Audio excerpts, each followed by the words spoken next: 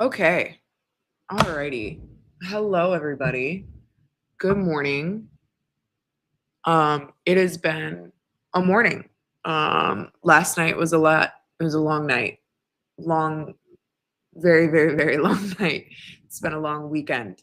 So we're gonna do a little bit of a get ready with me while we chat everything WNBA All Star. So bear with me. I hope I don't lose my voice after everything for last night.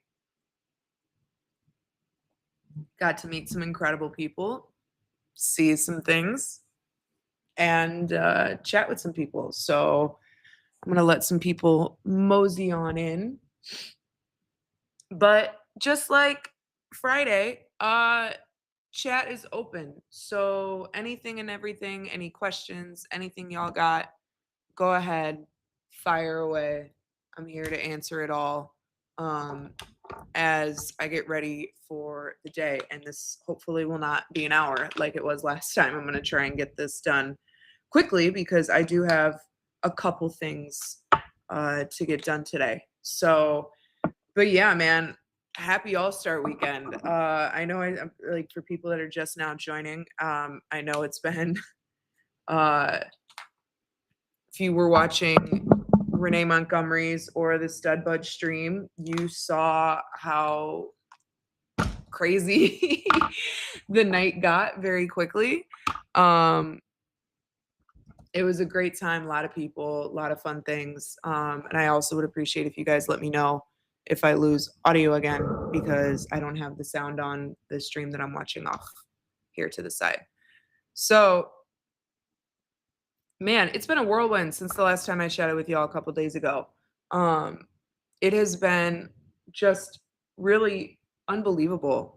So when last time we spoke, that was what? Was that Thursday? Was that Friday? I don't even remember anymore. All my days. Today's Saturday. So that was Thursday. Yeah, because that y'all didn't hear from me yesterday. Um, so Thursday when I chatted with y'all, I was like, wow, all right, let's see what the weekend's going to be. Let's see what everything's gonna be doing, all that jazz. And oh man, was I really introduced to this space. So let's just start with everything that happened from the last time I chatted with you to now. So on Thursday, I had a couple events that I was heading to. They also had, what was Thursday? Thursday was Orange Carpet, and the WNBA Live setup, all that jazz. And it was a great, I will say this, the W's really added a lot of partnerships and activations this year, more so than the last time since the first WNBA Live. Um, so give me one moment. Um, but they have a lot of activations here, and if you're in Indianapolis, highly suggest trying to get over there just to see all the activations, get some swag, all that jazz. Um, so I started at Orange Carpet, got to see a lot of the amazing, man, the women just looked fantastic. Everybody looked great, so much great fashion. My like top outfits from a personal standpoint, I really loved Angel's outfit. I thought that was just like really detailed. I was really here for it. Also, Ari, who was hosting the stream that fans were able to see with Jordan, I really liked her suit. I thought it was really pretty, and it worked really well. I like the color scheme, all of that. And then I really loved Ryan's suit, the stud. I got there right when the stud buds were there. Um, so I missed a couple people at the beginning, but um, it was just a really well organized, well thought out, well done orange carpet compared to the ones in the past. They also got through it really quickly. I know a lot of the girls were late because of that CBA meeting that took forever. And speaking of, there is a CBA meeting with players and the commissioner happening right now as we speak. And CBA, WNBA, see, you can tell it's been a morning. WNBA, PA, and the league are in another meeting while we're on this live right now, chatting for more CBA talks, which is great. I'm gonna hope and see if we can get some more information about that, later today. But that's kind of what's going on there. So yeah, after Orange Carpet, um, I popped over at a friend's event, did really well. I was supposed to go to another event and ended up not working out. I just got tied up at the media reception dinner, which was great. I got to meet some people that I've followed for a long time on um, Twitter and social, and followed all their work and all that. And I thought it was really cool to like meet everybody, have a conversation, see what the deal is, all that jazz. So yeah, it was just a really great evening. That's kind of all Friday was. I ran into an old friend of mine from college who's here working. We have not seen each other since graduation, so it was really great to get out, see him, and have just a good old time catching up. That was Thursday. Thursday was really light. If you were watching the Stud Bud stream, there was a party going on. I was not present at, but it was Poor Natisha Heidemann and a few others got a little bit lit on that Stud Bud stream on Thursday. Then let's get into Friday. So Friday, I got an invite to Unrivaled's breakfast event that they had in the morning. It was really great. I thought it was just really well done. Got to meet Alex and Commissioner, everybody over there, chatted with them, bought some gear. It was really just like a awesome little breakfast mixer that was invite only, and it was really great to meet some people, chat with some people, get an idea of how Unrivaled has gone in its first year. The one thing I was really intrigued about when I was talking to people at Unrivaled, and this is like the broadcast nerd in me speaking a little bit, is you don't ever really see a league get a partnership with a television network, a television station, and that station have a stake in the league. That was the biggest thing that I was really surprised by, because it's just, you don't see that. That's not a thing in the NFL, the MLB. Oh my gosh, that's just not a thing. And I was really intrigued on how that worked. I was like, how does the media rights work? And I was talking to a couple people, and some of these people had tennis backgrounds, and the way, and I learned a lot kind of in this conversation about how tennis and media rights stuff goes down there. What tennis does is they choose one partner, whether that be, for sake of argument, let's just say it's ESPN so that we can keep it easy, or Tennis Channel, something like that. And what they do is they lock in on that one media partner, and they make it like as exclusive, as accessible as possible. And then you build out, you branch from there. And I was like, yeah, I've noticed that. That's kind of something that I thought was a hindrance to tennis until I was speaking with this person, and they told me that it was actually a way that they were able to get the numbers right away and see what worked, what didn't work from an audience building standpoint. It was really interesting to kind of hear that perspective. And I was like, oh, I've never thought of it that way. I've never considered it that way. And all of the growth and everything that's been happening with Unrivaled, you can see it. And it was just really, really well done. Okay. Alrighty. It was just really well done. And I really loved the event. I love getting to meet people, chat with people, see kind of what they have in store for growth in the future. I think, and I've said this before, that the WNBA could learn a lot on how the league, how Unrivaled, Athletes Unlimited, all of that is run.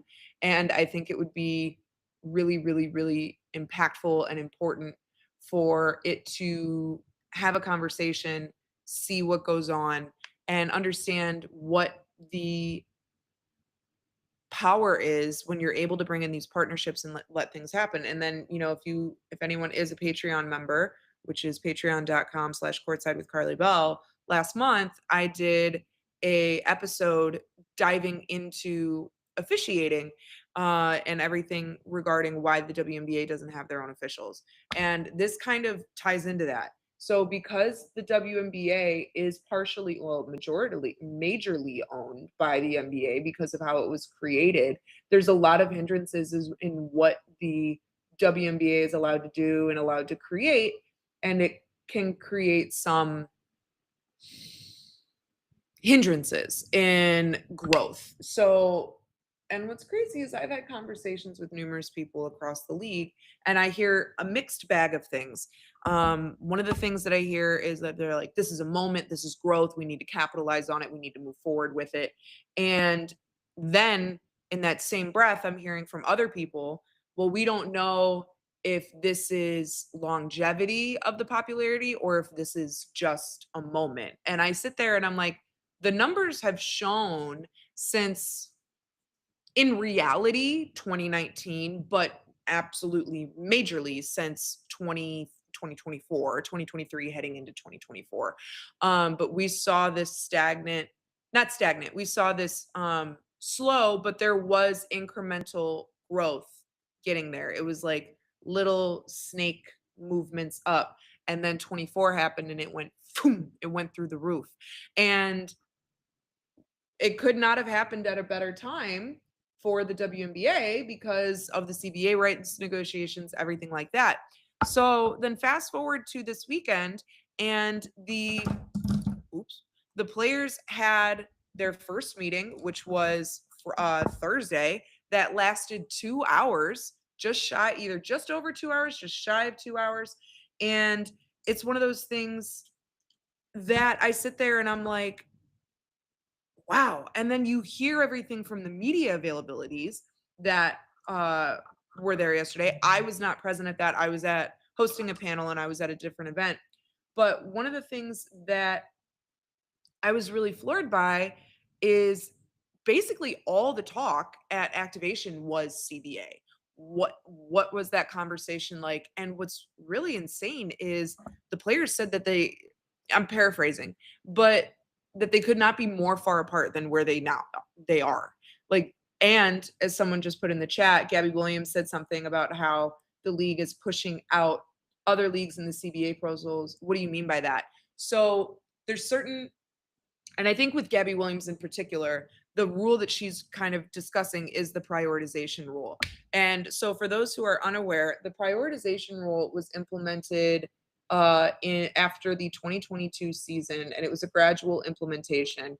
And then by 2024, it was in full standing. And so what the prioritization rule is we want players to prioritize the WNBA. And so you had to be in the first year, I believe, if you weren't there by the start of training camp, you got fined. And then if you weren't there by the start of the season, you were suspended. Then, what it is now at this time with the prioritization rule, it is if you are not there by the start of training camp, or like I think there's a specific date, depending on what the schedule is and the season and everything like that, you're suspended for the whole season. So for international players in particular, if you look at one player that was in the WNBA for a really long time, and Emma Misamin, and now she's no longer here because of the prioritization rule, it pushes away some international talent. And then on top of that, the league is just not paying enough for these players to want to leave their international commitments, especially international players. Like, the States are not their home. That's not the case at all. Like, their home is in wherever it is, France, Italy, Spain, Russia, Australia, wherever they're from. So it really pushes some of the international players away. And then what we're seeing now in regards to what Gabby Williams said, a lot of these things with what they're trying to do, not just with the prioritization rule, but with the money, the scheduling, how they really want players to just be a WNBA player. The players are sitting there, they're like, well, you're not paying me enough for me to just be a WNBA player. So I'm going to go get my money where I'm going to go get it, whether that be international leagues, whether that be Unrivaled, whether that be Athletes Unlimited, whether that be their own national teams, whatever it is, they're going to go find their money and go do it somewhere else. Because right now, the W does have a lot of impact. They have a lot of presence because it is one of the most competitive leagues in the world. But the problem is, it's just now becoming accessible. It's just now getting the coverage that's there. It's just now seeing the investment. So, from a player standpoint, they're like, we've done this for a long time, giving you this, that, and the third. So, now it's your turn to show up and show out and be here and show that you want to invest in us, especially when you're seeing all of these partnerships that have come into the WNBA. And you've also seen these 3 expansion teams come in that are coming in at a reported $250 million entrance fee. So just this year alone, they brought the WNBA, if we're going off of that, has brought in near $250 million or $750 million. So where's this money going? And I think that's what the players are trying to figure out. And when there is conversations and you're seeing huge player turnout, and you're seeing everything there where they're putting their foot down. And this is something I said it in the off season. I said, we don't know what this season's going to look like because, and you cannot predict what next year is going to look like at all until the CBA negotiation meets. And here's what people don't understand. The deadline's really close. It's not as far off as people think. The deadline's October 31st. It's the end of July. So when is this going to get done? And what's going to be the agreements? And then on top of that, not only have they brought in all this partnership money, they're also bringing in this media rights deal that they're a part of with the NBA. So where's all this money going? That's what players are trying to figure out. That's what they're trying to learn. That's what they're trying to understand. And that's what these conversations here at All-Star Weekend have been. And and I will say this, Angel Reese did say, and I'm going to be honest, I really wish I could tell you who asked these questions, but I, again, was not at the media availabilities because I was hosting a panel. It was one of those things where Angel Reese said, she goes, I'm really happy to see younger players here because now we're opening our eyes to what the situation is. And I didn't realize how far apart we are in the good negotiation process. So to hear that, first off, is a great thing because, and this is no shade, this is no tea, but Nneka, Skylar, who else could I throw in that category? You know, Courtney Vandersloot from a Sky perspective.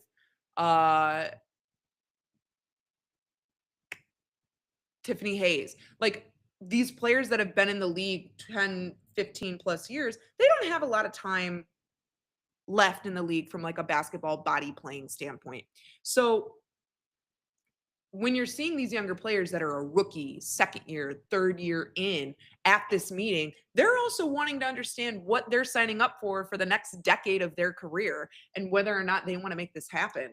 And I'm going to be honest, after all the conversations and the tones and everything that's been happening, and no joke, it was also prevalent in the post press conferences of the skills challenge and the 3-point contest.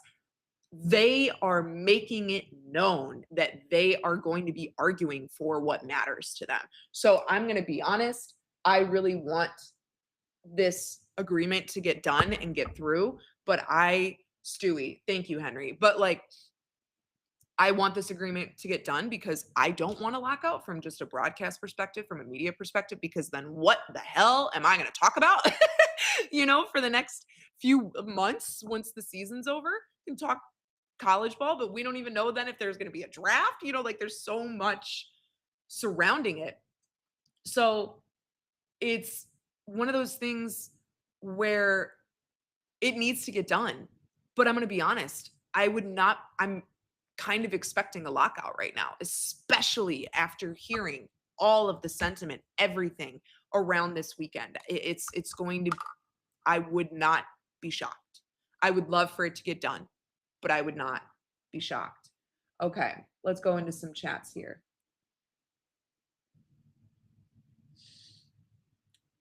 Okay, so that's is that possibly what happened to some of the Chicago rookies? Just remind me what you're saying in regards to that Forbidden Technique TV, I want to make sure that I'm answering that properly. But I'll go to Chicago Cheetah. Are there any teams at the bottom of the standings that could make a playoff push? I always forget who's where in the standings. So give me a moment here.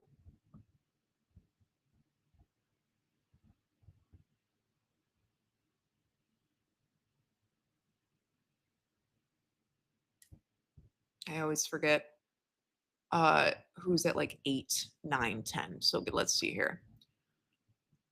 So at the bottom of the standings right now, I would not be surprised if Golden State made it into the playoffs, which I don't think anyone anticipated. I also think maybe LA, maybe, but I don't know. I think just with everything that's been going on, I think Golden State is playing a little bit more together. And because they're in that first year and they're playing with a lot of, what's the word? This sounds really shady, but it's not meant to sound shady, which is they had such low expectations on them because they're an expansion team. So you're kind of able to play as hard as you want, and you can kind of have a lot more fluidity and openness and freedom in what you want to try and do. And I think that's actually created some great movement and chemistry and togetherness and success that you're seeing out of an expansion team. I think LA might be able to sneak in there, but honestly, I think Golden State's just playing a lot better. Um, than LA. I would not be shocked if we see like a run at the bottom between Las Vegas and Golden State, and we'll see kind of what comes in energy. Yeah. So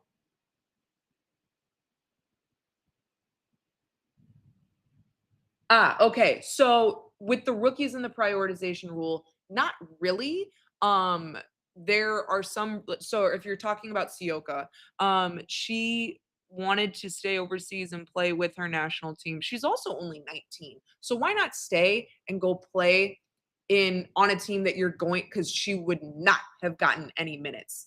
Um, she would not have gotten any minutes here in Chicago this year at all. She would have gotten zero, zero, zero, zero minutes here in Chicago. So why not stay overseas and play and continue to develop, add muscle, do everything over there. Um, and you're also only 19. Get everything you need to get done over there, and then come back for all of that. So I just think that's more of what that is. But we've seen that in the past with international people getting drafted. They're like, "Oh, thank you for the draft. I'm not coming to the league." So, uh, I'm still waking up, y'all. So yeah, so that's kind of the CBA talk. So what happened after CBA? Man, I was running around all day. Oh, let's get into the 3-point contest and the skills challenge and all that jazz. So, uh, yeah, I got there right when media was allowed in. So that was what started at 8, so like 6. Got in right around 6 o'clock. Um, and it was really it was great, trying to scout everything out. If you follow me on Twitter, you can see kind of where I'm going to be seated, which is all the way up in the rafters tonight, which it's fine. I'm not a major outlet. I'm not ESPN. I'm not The Athletic. I'm not New York. I'm not, USA Today, any of that. So, um, I'm up there all the way in the rafters. So it is what it is. But I'm excited I didn't sit up there for the skills challenge or contest or anything yesterday because, like, frankly, I wouldn't be able to see anything that was going on. So I was watching a little bit in the media room, and then I kind of walked around, went into um the snuck into some spots in the stands to get some photos, and it was really cool. Tosh a quote Liberty Bibberty sweep of Friday night. So Natasha Cloud, man, I got to actually meet her last night. What a, I mean, I think anyone that knows her and watches her and follows anything that she does, you know that she's just a ball of energy and a ball of content. And that is the case even when she's not on the court. Just a really sweet person. Her and Izzy are just really adorable together. I think they're super cute. Got to see Izzy, when she was here in Chicago. We had a great time chatting. She was super fun.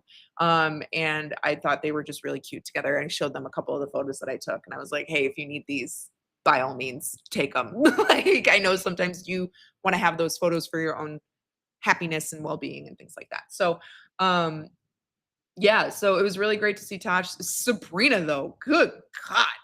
When she hit 30, I said, I feel bad because I didn't think Alicia Gray was going to do anything after that. Like, I was like, okay, this is Sabs. To where the moment Alicia missed those like first four, I just had my camera on Sabrina and I was like, we're going to just follow her and wait until it's over because she got that in the bag, hit the star ball. Like, she was just on fire. And I also loved what she said after. Oops. I love what she said after when we were chatting. She was talking to press and she was chatting about what she's going to do with the money. And I love that she is giving half of it to Sonia Citron. So apparently Sonia was just like incredibly nervous. And we kind of heard it a little bit throughout the day from Sonia herself. She was like, oh my God, I'm a rookie doing this. Like, I was invited to do this. I'm just a little nervous. I want to be, you don't want to embarrass yourself is kind of more of what it is. You want to make sure you're also having a good time. And sometimes your nerves can get ahead of you.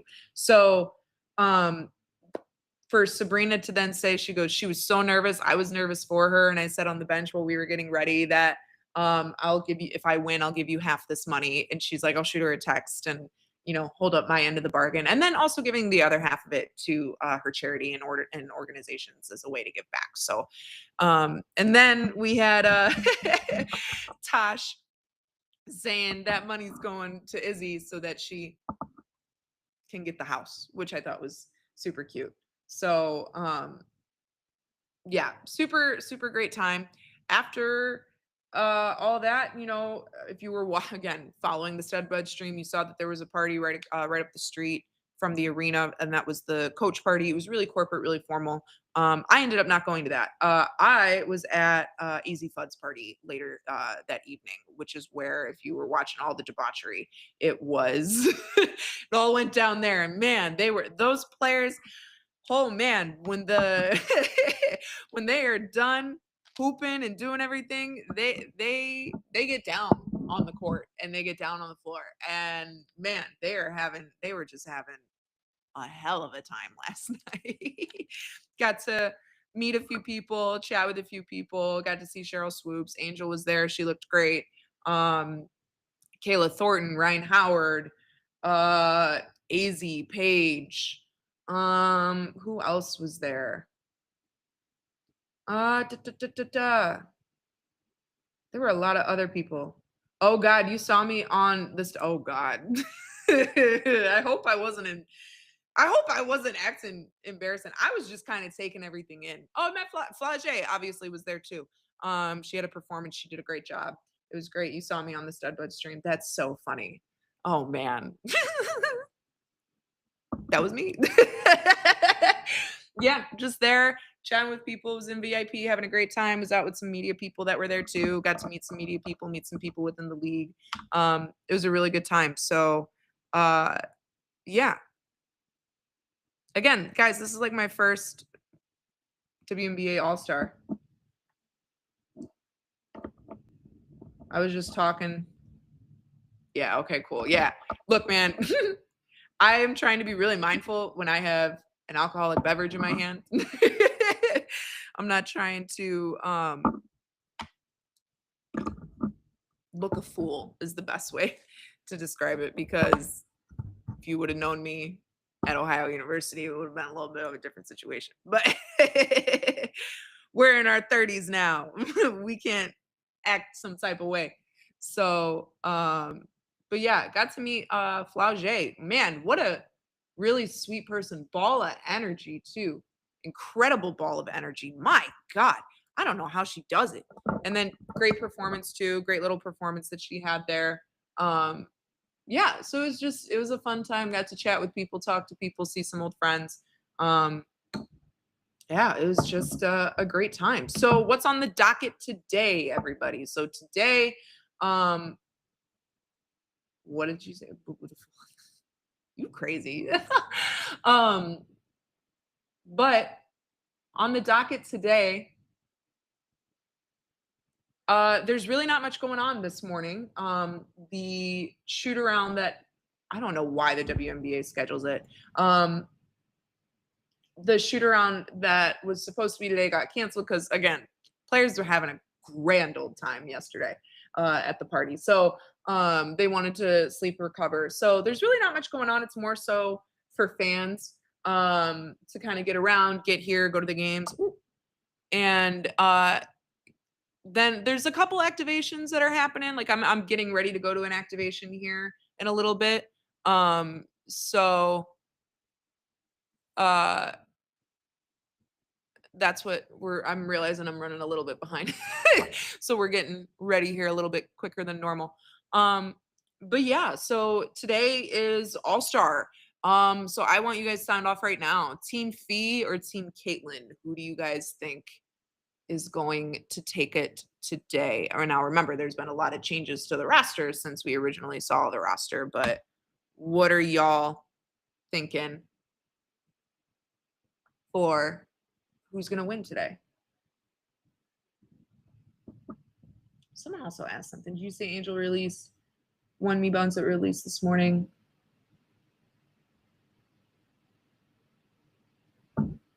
Oh, are you talking about her shoes? The pink colorway shoes? I'm gonna just say this. I'm not a pink girly. I'm not a pink girly. You will rarely ever catch me wearing pink. It's just not my color because I'm already very pink with being as white as I am. So I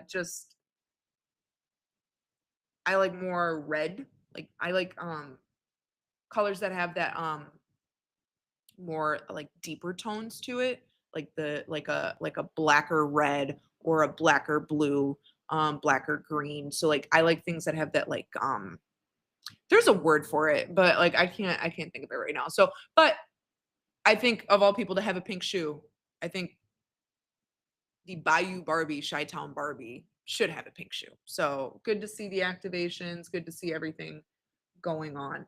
So y'all are thinking Team Fee.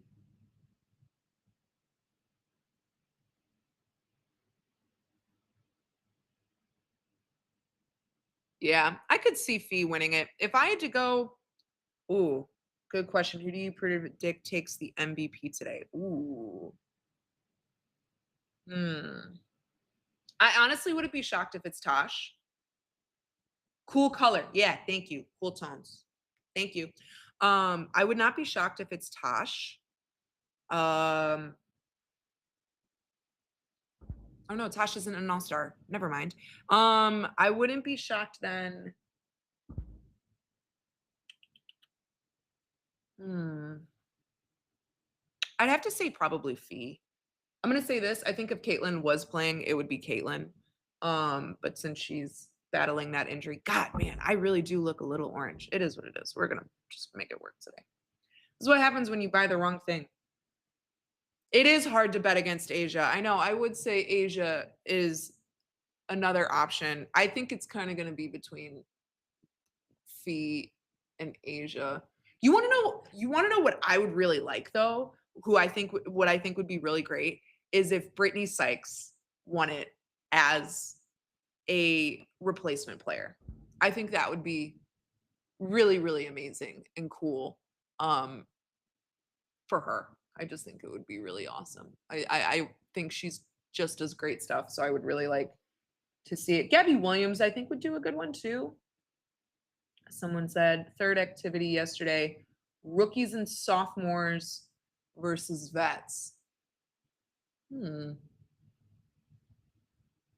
So then would you say if you wanted to do like rookies and sophomores versus vets, would you then want it to be well then you need to invite more people.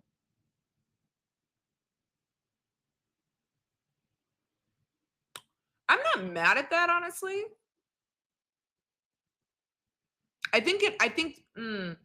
So you're saying rookies and sophomores, so you get the one and the twos in there too. I'm not mad at that idea. I'm not mad at that idea. I like that idea. Pause one moment, please.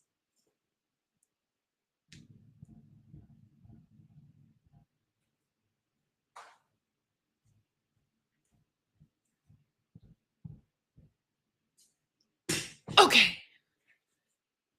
I always end up putting too much foundation on my hand. So alrighty. But yeah, so that's kind of what I'm seeing today. I'm going to an activation later today, in about an hour actually. So that's why we're gonna rush and try and get this ready. We're almost done here.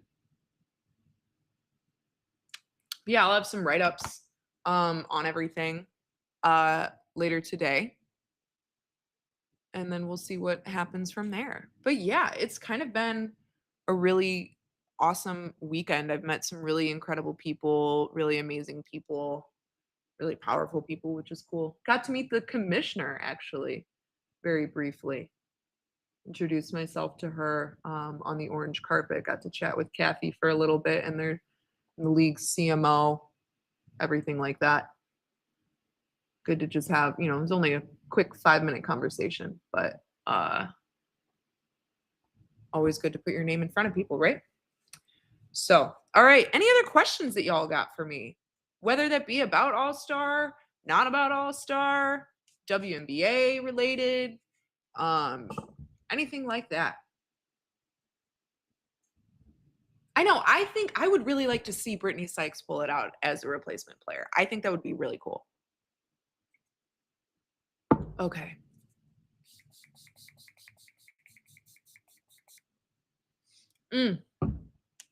Oh, I hope you guys didn't hear that. That was my wrist. Oh my gosh. I hope you guys have enjoyed these live streams. I might do this more if you guys like it. Let me know. Sound off in the chat. Sound like Kai Cenat. I'm also going to say this. Maybe this is the old lady in me, but everyone calling everybody chat, that bothers me. it just bothers me a little bit. That's a personal thing, but it is what it is. What did I forget? I forgot this. I do have a question, y'all. So I'm gonna go all black, full black today. So do I wear the elephant dunks or do I wear the gold, white and gold dunks today?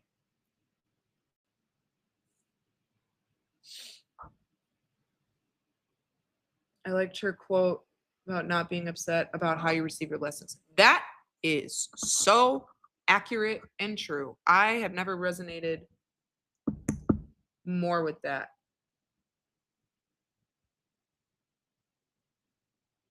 You guys like these lives? Cool.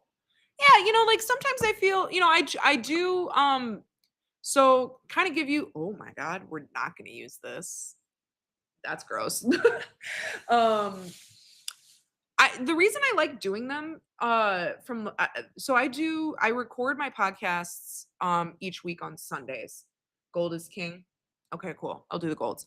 I record these podcasts on Sundays.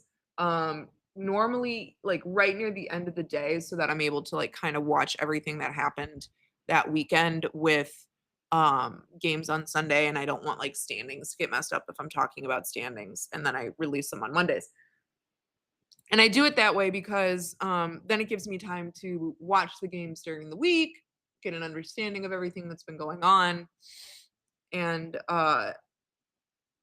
just watch more games.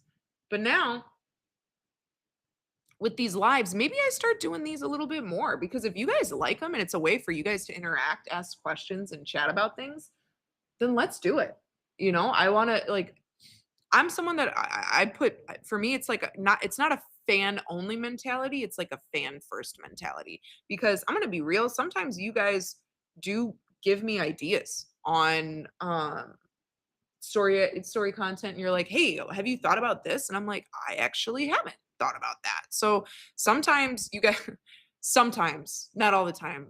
Don't get your egos going here. Sometimes you guys do provide a lot of context and some insight sometimes that I maybe don't think of because I'm the one in it. And so sometimes I just get too in it that I kind of forget what I do my job for, which at the end of the day is to like make this sport accessible for you fans and tell you guys the stories that you guys want to hear. So sometimes I need to be told the stories that you want to hear. That's kind of the only way to put it. But no, yeah, if you guys like these lives, maybe I'll find a way to squeeze these in. I don't think I can do it every single week, but I think I might be able to do it. We might do one once a month. We'll see. How does a day of media coverage for the Sky game go for you? Ooh, good question.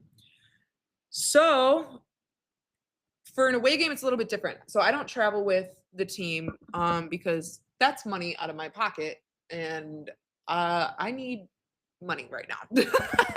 So I mostly just go to home game. I only go to home games, and then this was the reason I don't really travel is because I also wanted to um, save a little bit to come out for All Star because this was something that I really wanted to make it to this year. So let's say it's a 7 o'clock game.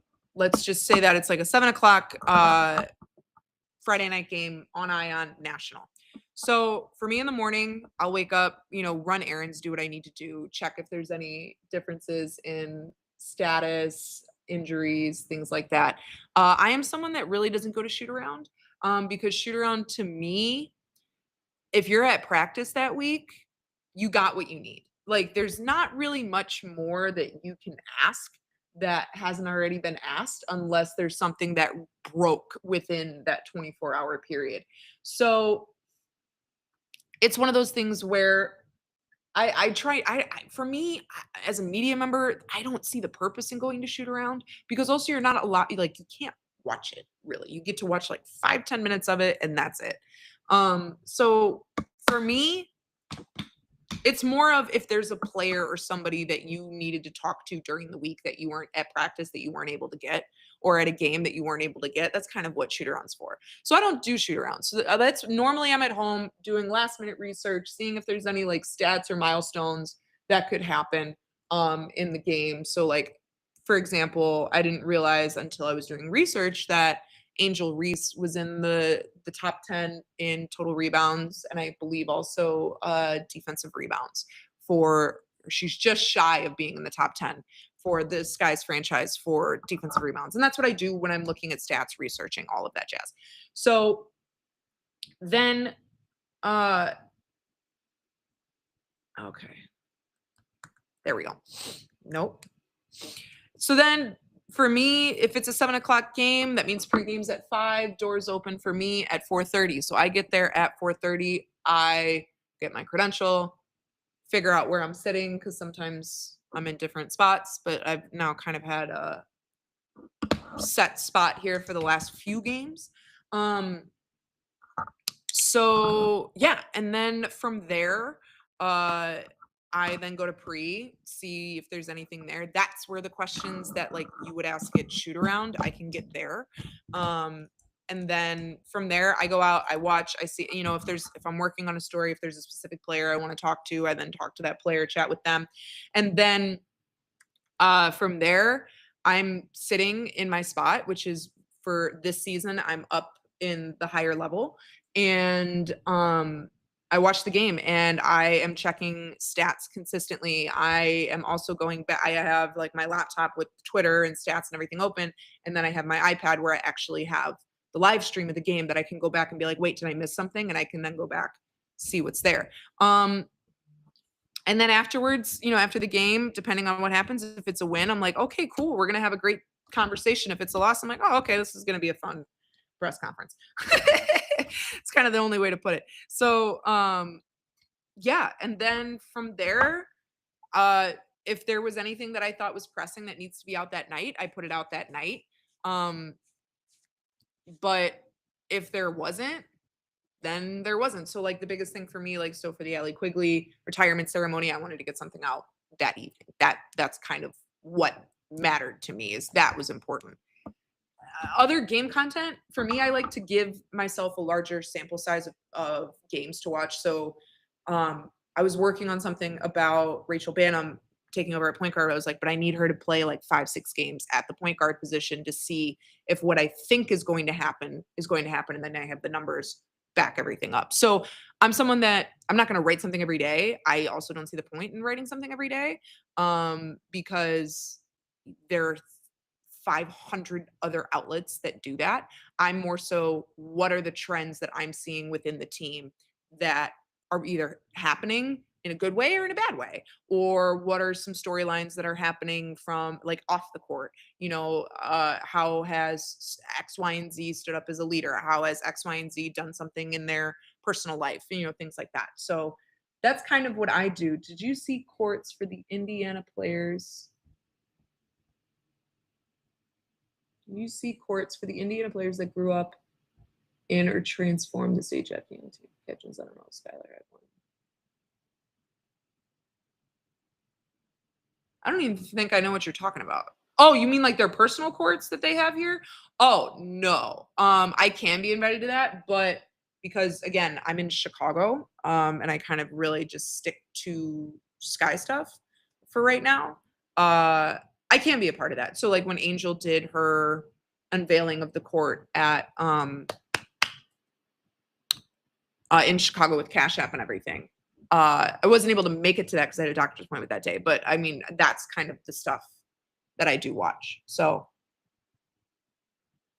yeah, I hope that answered your question about like what a game day is like for me. It's a little hectic. Oh, and then I'm also taking photos, taking pictures because I'm running my own things now. I don't have someone that can do everything for me. So yeah.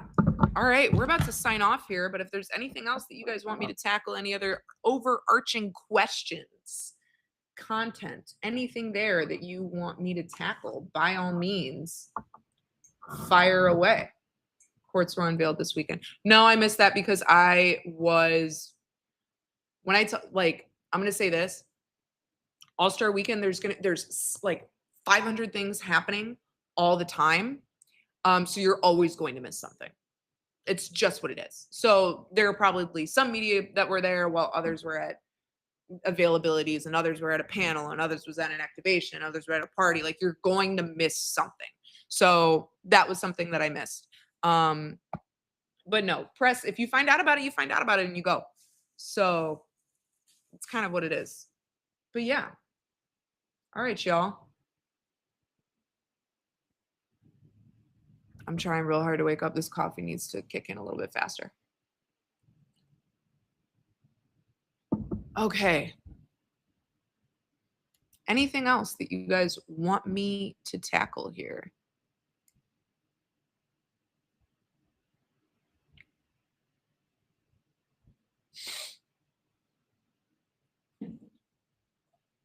What was that?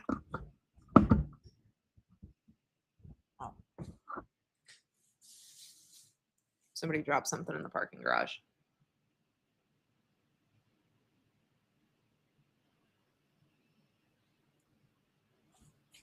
I got time. Ask the question. If I can answer it in 5 minutes, I'll answer it in 5 minutes. Okay. I left my lashes over here. Bear with me.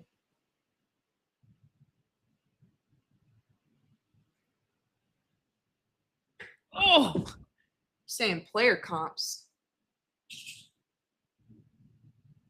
Like who would I compare certain players to? Within the WNBA or within the NBA?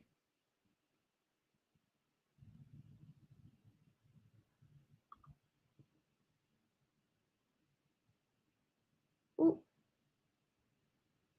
Ooh.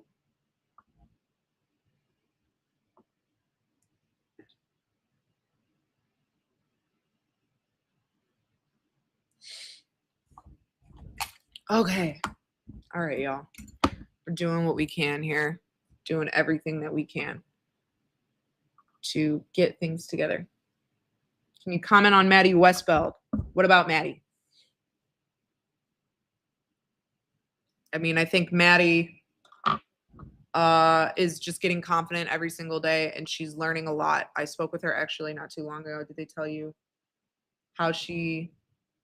I mean, what they want to use her, how she was used in college, which she's a stretch 3, stretch 4. She's got size, and length that you can't really pass up, and she has the ability, and she can shoot the three. So I think for her, she is just adjusting to the league, and you're starting to see more and more minutes out of her, which I think is a good thing. I think there's really nothing that can beat game time experience. But believe it or not, I'm actually going to have something on Maddie once I get back to Chicago. So stay tuned there, because I had a nice little one-on-one with her about what she's seen out of this team and how she believes she can contribute to it.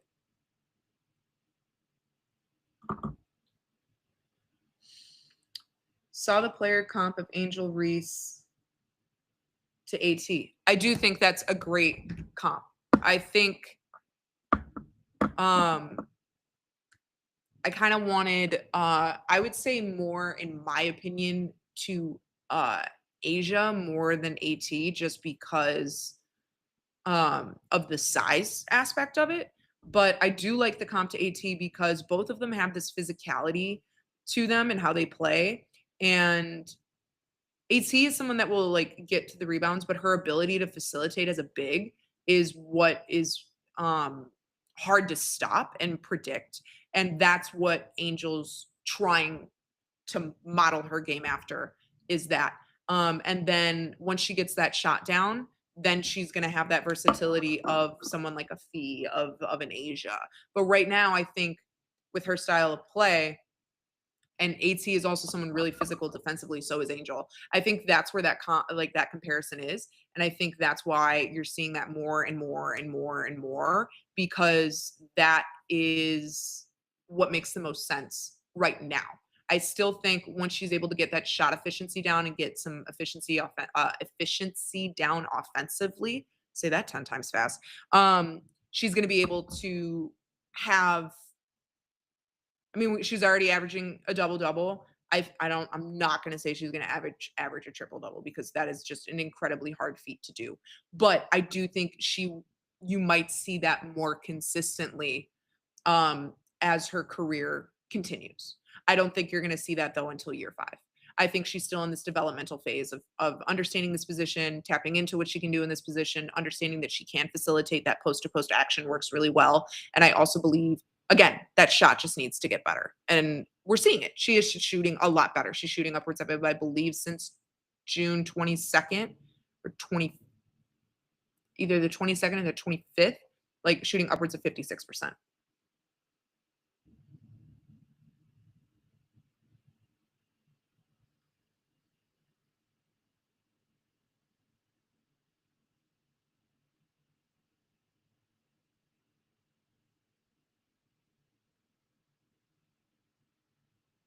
Give me 1 minute, y'all, and I'll answer another question here in a second. If any of you guys know how hard it is to place a lash, it's difficult.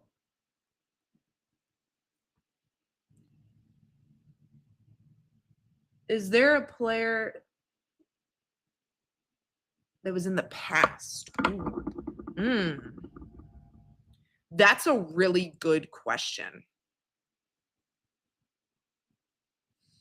Is there a player that I believe Asia comps to the best that's a former player? Wow, that's a really great question.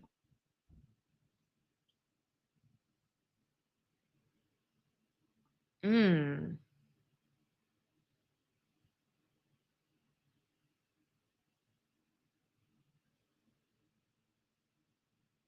know who I might put in that conversation? But I think Angel is different than her, but I think there's similarities. There's 2. I would say Sylvia Fowles.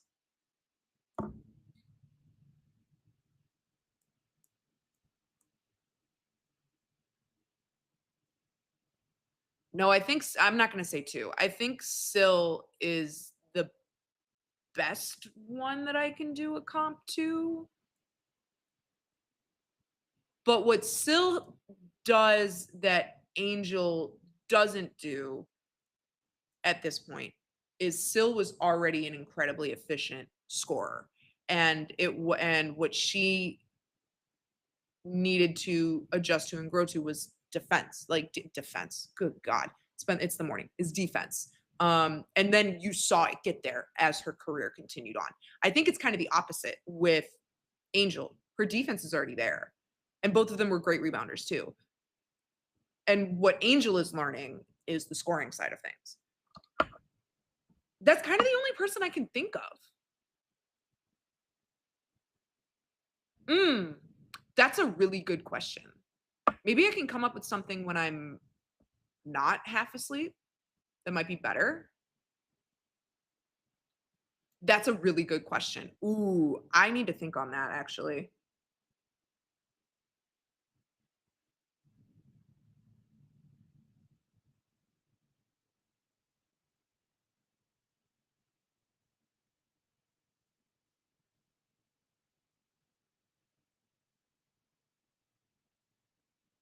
Yeah, that's a really good question. Yeah, Syl's kind of the only one that I can think of off top right now.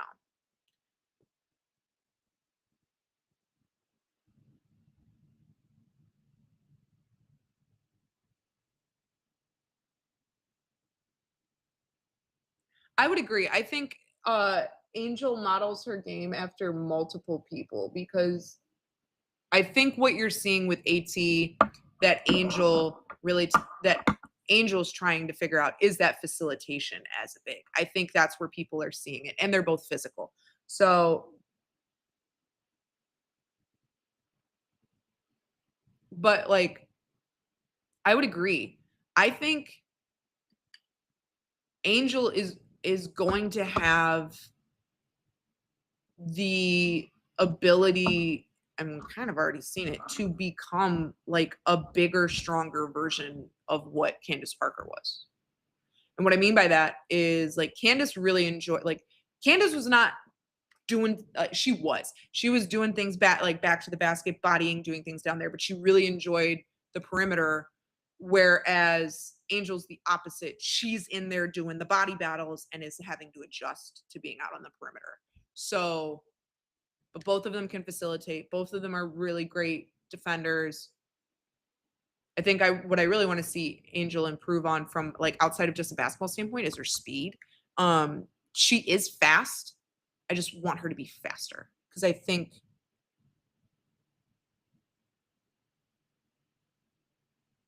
if she's able to run with those guards and get up and down the floor, I think then you have an amazing hybrid power forward that can do a lot of great things. So, yeah,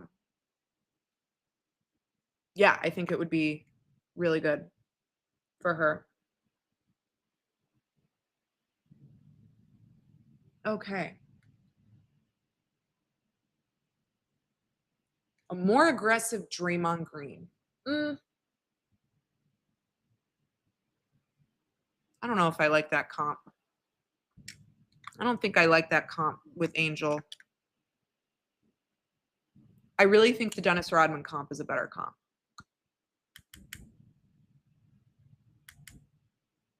I just don't think we've seen someone that in the women's game that can do what Angel does. And we're seeing it. She's breaking all these records. So I think that's why it's kind of hard to compare her to somebody. So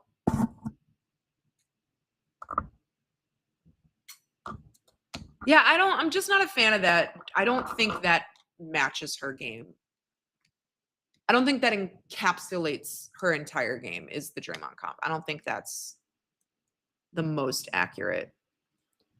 But yeah, all right. I got a couple more minutes before I log off here, guys. Any quick questions you want me to tackle? Sound off. But yeah, so All-Star game later today that I will be at doing things there and getting some content there. We're going to see what happens. But this lash.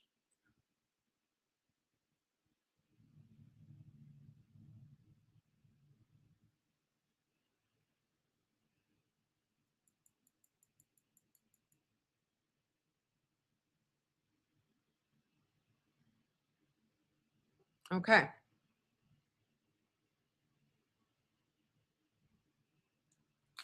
Alrighty. Let's set the face and call it a day, ladies and gents. But yeah.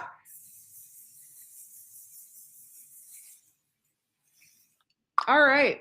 I hope you guys have enjoyed these lives. I kind of like doing them because it's less editing for me. I don't have to do nearly as much work. I can kind of just sit here and chat.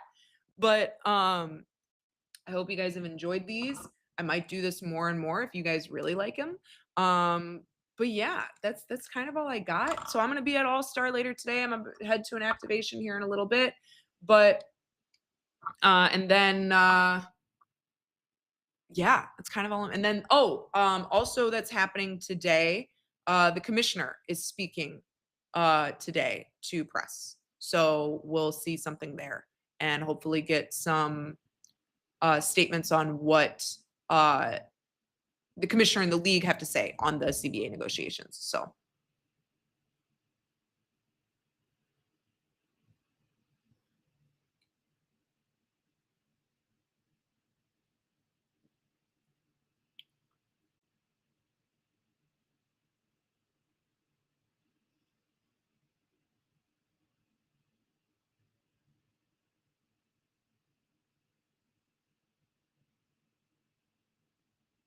alrighty, y'all.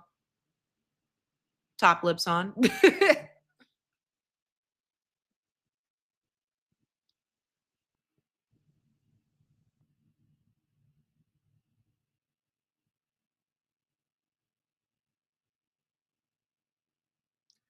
All right.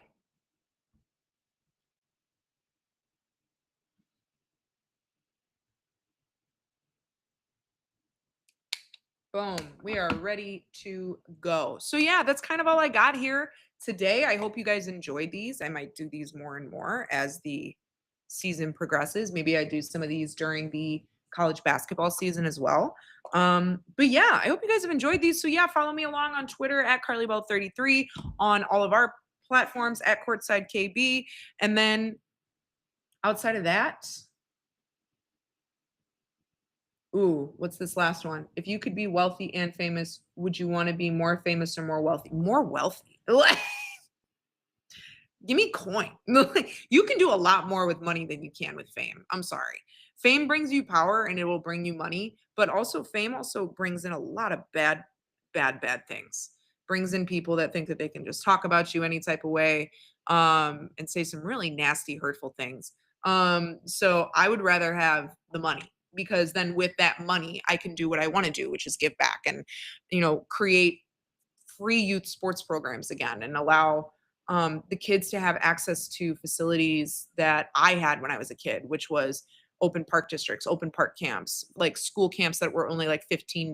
Like that needs to come back. Not every kid needs to be in travel ball if they're not serious about it. Like that drives me up a wall is how much of a money grab youth sports has become. It's really disgusting. I think there needs to be something done about it. And I'd love to be able to take my money and invest it, pay for everything. And then the max I'd charge the kids is like $5 for a t-shirt. Like that's something I've always wanted to do. And it wouldn't obviously basketball would be the priority, but I would really, really, really want it. I'd want it to do for all sports. Football is incredibly expensive. Hockey's incredibly expensive. Baseball is stupid expensive. So volleyball as well. All these sports, it's all a money grab now. There's no need for these AAU programs and things like this to cost an exorbitant amount of money. There's no need. If your kid and this is no shade to parents. I have no children, so I can't really speak on it. But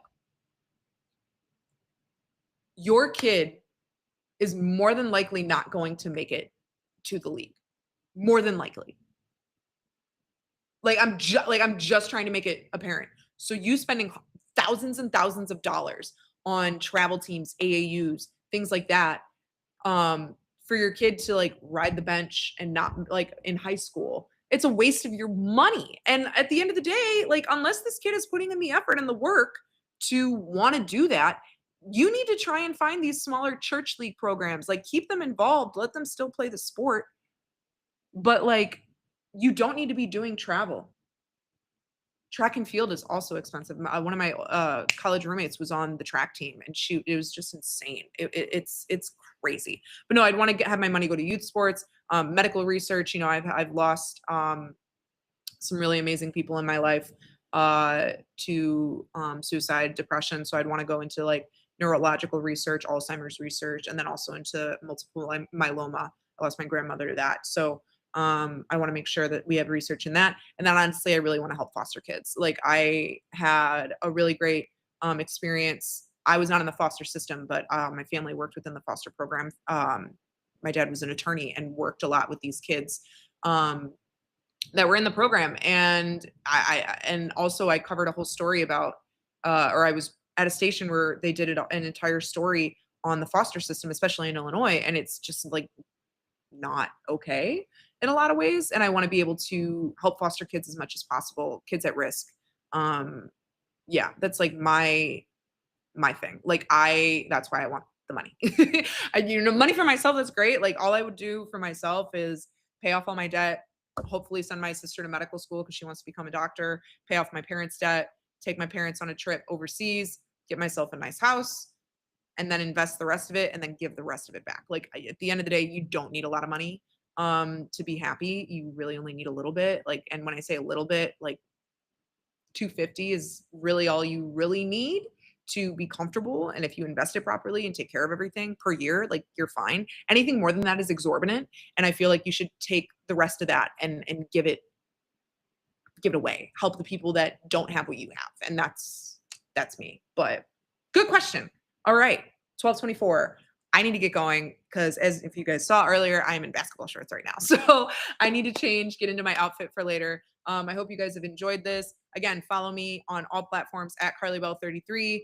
Follow me, follow the podcast and everything I'm doing here at Courtside KB on all platforms. Make sure you like, comment, subscribe to the YouTube channel. Check out our website, courtsidewithcarlybell.com. And then also, if you want to join the Patreon and get some more exclusive content, that is patreon.com/courtsidewithcarlybell. Join that man-to-man tier, $6 a month, cheaper than Netflix. So that's all I got. I hope you guys have enjoyed these. I might continue to do these. This has been great to do these, and I hope you guys enjoy them, and maybe I would do them in the future. But follow along later tonight for everything from All Star. Bye, guys.